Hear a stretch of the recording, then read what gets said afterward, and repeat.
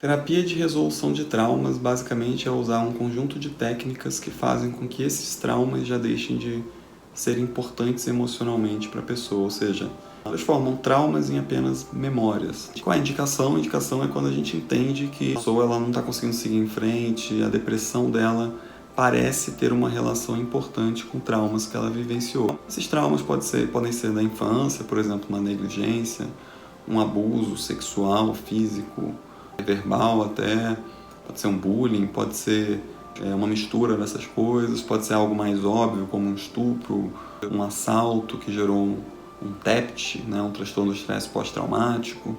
Quando os traumas parecem ser importantes, eu recomendo fortemente que você busque alguma terapia de resolução de traumas. E quais terapias desse tipo que eu uso? Eu uso a hipnoterapia, terapia baseada em hipnose, e uso EMDR.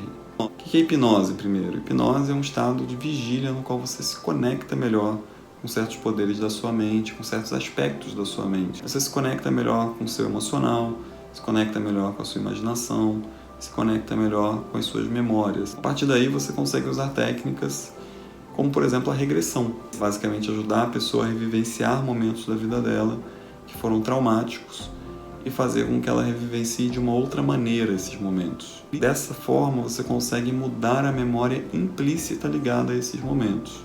O que importa não é bem o que a pessoa viveu, e sim como ela viveu. E a gente consegue fazer com que a pessoa revivencie aquele momento, ou tenha uma sensação de estar revivenciando aquele momento, só que agora com outras sensações, outros sentimentos, outras emoções. Fazendo isso, você muda aquela memória implícita e aquele trauma deixa de ter efeito.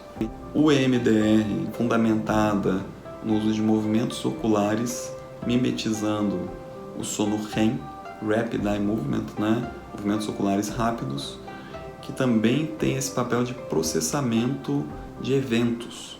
E é possível usar o EMDR de forma a processar traumas.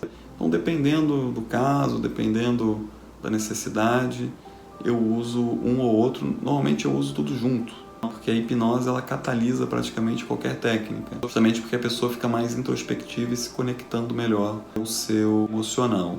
O mecanismo de ação dessas técnicas, eu já toquei, basicamente é fazer com que aqueles traumas já não sejam mais tão importantes, mas entrando um pouco mais na neurociência da coisa, basicamente é regular mais o sistema límbico. O sistema límbico é a área do cérebro, ou as áreas do cérebro que são importantes para a regulação emocional. Por exemplo, a gente sabe hoje em dia que uma área do cérebro importante para a regulação das emoções é a amígdala cerebral.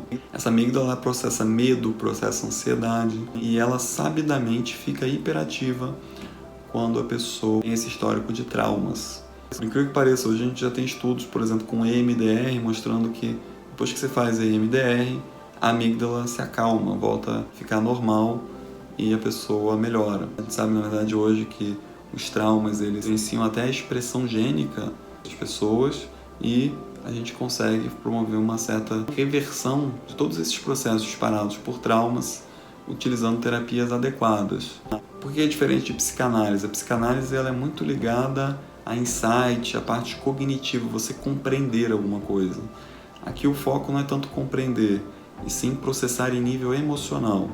Eu já recebi muitos pacientes que fizeram muitos anos de psicanálise, e apesar de a maioria deles falar, olha, não, me ajudou, acho que foi muito bom, eu me conheci mais e tal, porém os problemas nucleares, os sintomas nucleares permaneceram. Por quê?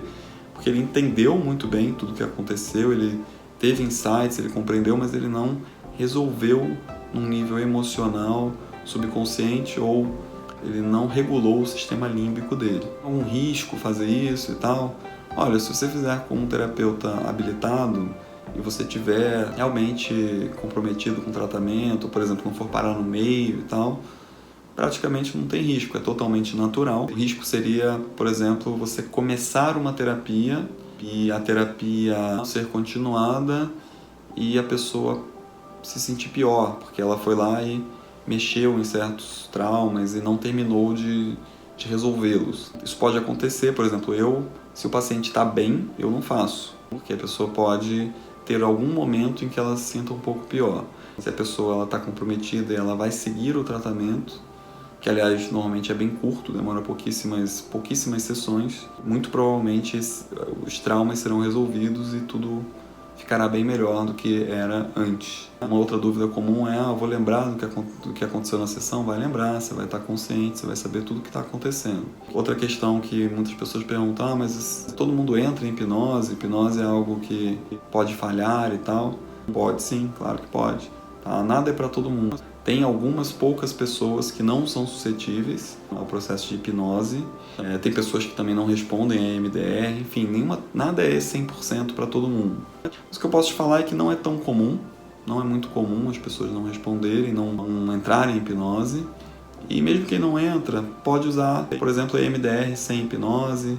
Pode usar algumas técnicas de PNL que podem sim ajudar a processar traumas. O conselho que eu te dou é o seguinte: se você tem traumas e você não está respondendo a um tratamento mais simples, né, de simplesmente usar um medicamento e resolver, talvez a chave de saída da sua depressão esteja em tratar os traumas e não em um tratamento biológico propriamente. Uma outra dúvida também que às vezes as pessoas têm é: mas isso não tem a ver com religião, hipnose, vidas passadas e tal.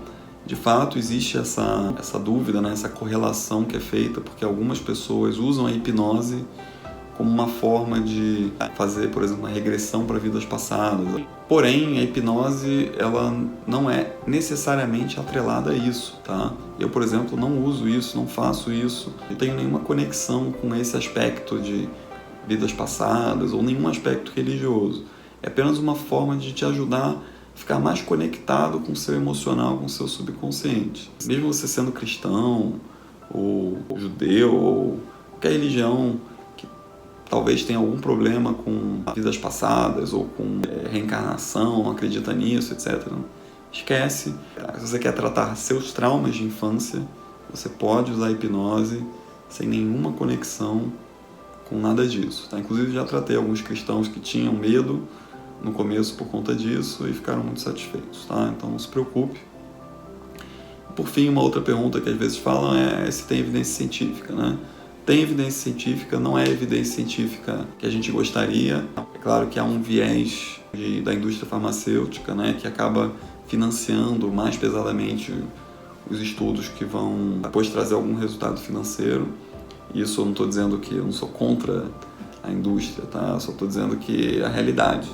Você tem menos estudos para coisas que não são financiadas pela indústria farmacêutica. Mas sim, a hipnoterapia tem evidência científica para depressão e o EMDR também tem bastante evidência científica para depressão. Obviamente, se você separa especificamente as pessoas que têm traumas, essa evidência científica é bem maior. Tá? Pense nessa questão dos traumas e veja se você se encaixa. Se você não se encaixar, e tem pessoas que não se encaixam, obviamente, aí eu não recomendo. É isso, um abraço.